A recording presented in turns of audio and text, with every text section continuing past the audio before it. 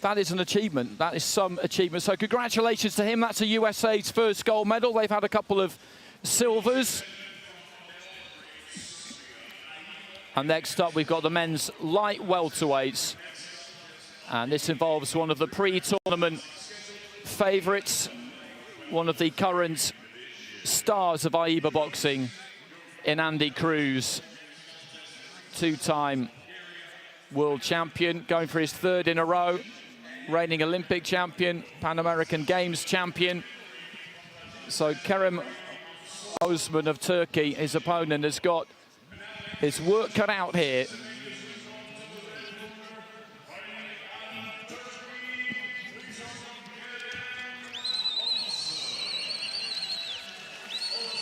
Well, he's a young man, Oezmen, 19 years old, and we saw in his semi-final what this means to him. It was a good win that he got against Rhys Lynch of Scotland by 4-0. Emotional scenes when he got that victory. He was flying all over the ring, and he will absolutely believe he can do this. And you have to believe you can do it against someone like Cruz, or you may as well not bother. Well, he's already accounted for the 2015 World Championship bronze medalist, the experienced, outstanding Indian boxer Shiva Thapa.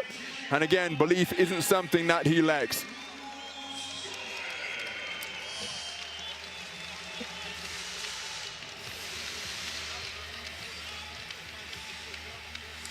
And here comes Cruz, just sauntering through that archway, a kind of regal look to the CUB. And there are certain fighters who, when you see them around the hotel, you can see the way that other fighters look at them.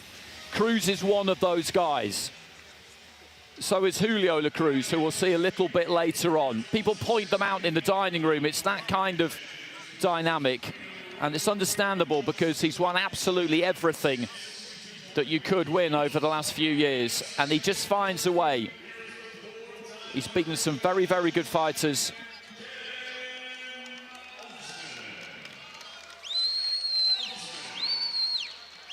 Oezmen introduced.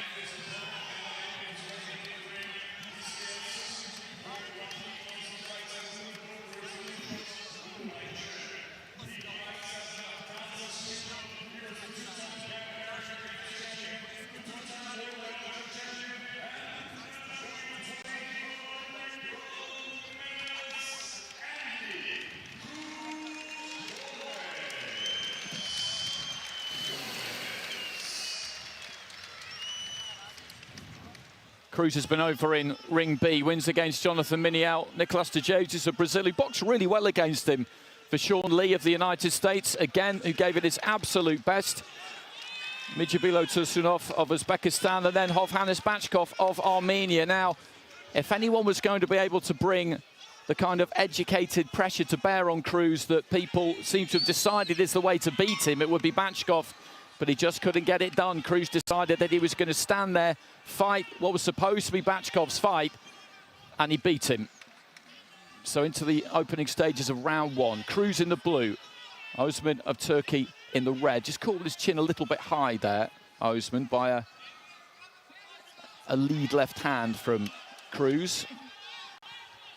Nice right hand there from Oezmen. And another right hand. The first one was taken on the gloves. The second one landed clean. And I think that's very important for him, that he lands something early, gets that confidence up. If you find yourself missing in the early stages, hitting fresh air against an elusive target like this, then things can get a little bit dispiriting. But he's made a nice start here, the Turkish fighter, looking to try and keep that upper body on the move. Right hand into the pit of the stomach there of Cruz. A minute into round one, and encouraging stuff from the red corner so far. Looking for the big overhand right there, Oezmen. I don't think it really got through clean, and getting his feet close and letting his hands go. Looking for the jab, flicking it up from the waist. Cruz with the layback, finds the right hand to the chest there of Oezmen. Almost midway through this opening stanza. Jab from Cruz right to the body, turns southpaw very briefly. Looks for the jab upstairs. He's just beginning to get those hands working, Cruz. He can land a high number of scoring blows in a very short period of time. once he begins to get that range locked on. Right hand there from Oezmen, I don't think got through. A couple to the body from Cruz, I think did. Just catches Oezmen backing up, then Oezmen steps in with that right hand and he lands it again. Hands down there from Cruz. A minute to go. He's landing some good, sleek, clean shots here, Oezmen. Nice stiff jab there from Cruz. First half of the round, I would say, belonged to the Turkish fighter. The second half, more even. Good right hand there off the ropes from Oezmen. A right hand had come through from Cruz, who looks for the jab again here. 30 seconds. A good finish from either one of these two could be enough. The 19-year-old in red has risen to the occasion here early on. A jab to the head, though, there just snaps his head back there, Oezmen. Keeping that upper body moving always on the retreat there, Oezmen. The left hand might just about have got there from Cruz. This has been an absolutely tremendous opening round. The work rate from both of them, the lateral movement, the reflexes. Top draw, great stuff. What an opening round, my goodness. Kerem Oezmen showing no fear of the talent, reputation or accomplishments of the man in red. Excuse me, of the man in blue. Came out looking for that backhand right from the opening bell. Cruz having to make adjustments, but he did begin to find a range with his jab. He's taken it on all 5 scorecards. And again, his movement, just as he looked as though he began to time the attacks of Oezmen, the deeper we got into the round, because the shots that were landing in the early part of the round for Oezmen weren't landing towards the end. Just being made to miss, but he's certainly acquitted himself very well indeed. But now this is going to be a real test for Oezmen, because Cruz is so experienced, and at just 19 years of age. Remember, we were in Kielce in Poland where Oezmen was competing earlier this year. This is probably going to be beyond what he's experienced before. How will he deal with the test that lies ahead against the man from Cuba? So into the second round, Cruz quickly onto the jab, and he did lock on towards the end of that round in the second half and began to find that beat, that rhythm, hear that music in his ears.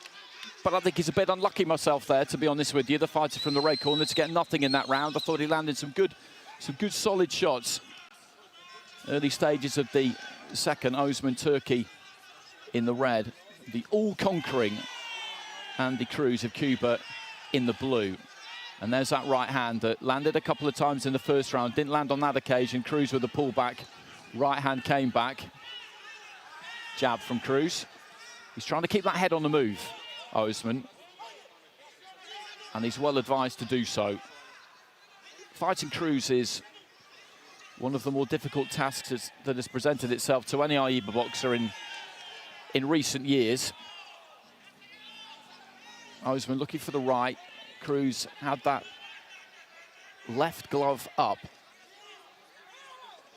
His movement, Cruz, obviously is terrific, but it's also economical. He moves fractions.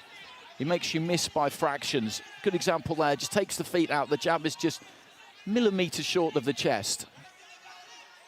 So he doesn't waste anything, whether it's in a defensive sense or in an offensive sense. Again, just pulls back. That jab falls fractionally short. He comes back with a right hand to the body. So fighting him is a draining experience. Your concentration has to be absolutely on point all the way through. Physically, he makes you work relentlessly hard. Right hand to the body there from Cruz. Oezmen, it's going with him here. He's going with him as best he possibly can.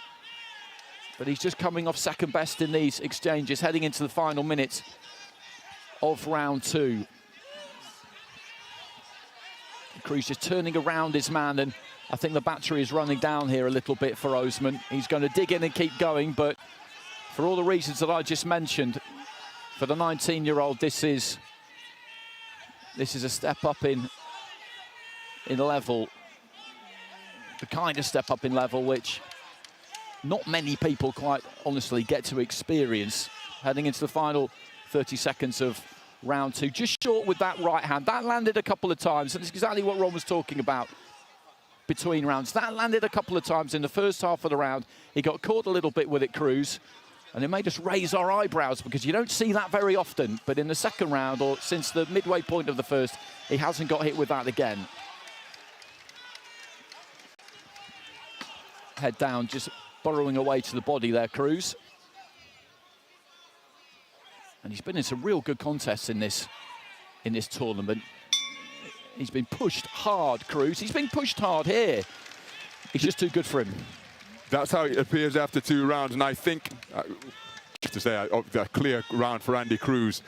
But this is going to be a really interesting period now for Kerem Oezmen, because I think he's given absolutely everything, physically, in terms of his repertoire and what he possesses within him.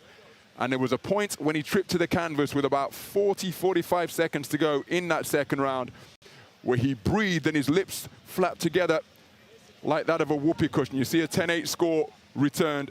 I don't think he's got much left energy-wise. This minute intermission going to be crucial. But now this is going to be a test of what lies beyond his skill, beyond his conditioning. Because I think it's those qualities that are going to be tested here. And his corner will no doubt be keeping a close eye on him, because they may be called upon to show some compassion if Cruz decides to go through the gears. So 3 more minutes to go, and he's going to have to dig in here, Oezmen, no doubt about that. But I equally have no doubt that he will, because he's that kind of campaigner. It's been a magnificent effort from him to get through to the final, and this has been a good effort from him too. That opening round, I thought he gave a very good account of himself. Could maybe have got something from the judges in that 3 minutes. But that second round, Cruz just turned the heat up. And this is what he does. He just raises the temperature bit by bit by bit. You'll be working harder at the end of the fight against him than you will at the start. It's, as I said, an utterly draining experience in every conceivable way. Oezmen was slightly off balance there as he was trying to throw a couple of punches in from an odd angle out of a almost southpaw stance. Gets on the inside, has a little wrestle, then drops to his knees. And that's just an indication, I think, really, that there's not much left in the tank. He's got 2 more minutes here. Cruz with a dig to the body. Again, just slips underneath the left hook and then goes to the body. Combination on the inside, and a right hand just drops Oezmen there. He just taps the corner of his right eye, looks over towards his corner, shrugs his shoulders. They're just telling him to get the gloves up, basically, as we head towards the midway point of round 3. And I think there's a chance that, as Ron said, they might need to start thinking about this. To be honest, I don't think they will. I think they'll leave their man in there until the end, because I want him to see the final bell. But the tank has emptied quite quickly since about the midway point of round 2, and that's not a criticism, it's just an observation. Cruz here has got just over a minute as he comes forward. He's on the prowl again. Oezmen gets right up tight and grabs hold, pins the arm of Cruz on the blind side of the referee. For a 19-year-old, that's a nice veteran's trick. Then looks for a big uppercut, walked him back towards the ropes. That killed the clock. That took out a few seconds, so he's got under a minute here. Oezmen just backs up to the ropes, throws that right hand, looked to move onto the shoulder, couldn't quite do it because Cruz had got wise to what he was up to there. And now Oezmen grabs hold again, ends up on the canvas, but again, this is just seeing the seconds tick by, and he's going to make it through to the end here, Oezmen, I think. And I'm glad. I'm glad to see him do it, and see him do it without taking too much stick in this final round, because this will be an almighty learning curve for him. It's been a wonderful 2 weeks for him. And Cruz, once again, is going to reign supreme here and pick up his 3rd AIBA world title in a row. He's back at back at his preferred weight. And there goes the bell at the end of the 3 minutes of that final round. And halfway through it, I thought you might be right there. I thought the corner might have to have a little bit of a think about this, because when he dropped to his knees from that right hand, he looked absolutely done, didn't he? But I'm pleased to see him get through there, Oezmen. Great couple of weeks for him, but this man, he's as near unbeatable as you can be at the moment, I think. In his peak, at his peak, physically, mentally, everything working for him, so confident, but that confidence comes from the hours spent drilling and drilling and drilling, practicing his skills. once he steps into the squared circle. Well, his movement, his confidence, his ring craft, all those things combine to make him near unbeatable. Always has an answer, whatever the man from the other corner brings. And Oezmen being applauded by his corner team. More on that in a moment as we get the verdict.